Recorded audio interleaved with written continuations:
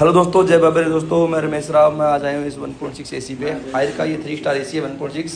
दोस्तों ये cool mode पे चल रहा है, कंप्रेसर ऑपरेट नहीं हो रहा है इसका। 24 पे चल रहा है कूल मोड पे ये। दोस्तों मैंने इसके अंदर कोई एरर आ रहा है तो एरर चेक करने के लिए मैंने बटन को 5 सेकंड के लिए फ्रेश किया है। एसी को ऑपरेट किया है। इंडोर के अंदर एक बटन लगा होता है तो 2 बार बीप की आवाज़ आई है सबसे पहले, उसके बाद में 3 बार बीप की आवाज़ आई है। मैंने बटन को छोड़ दिया।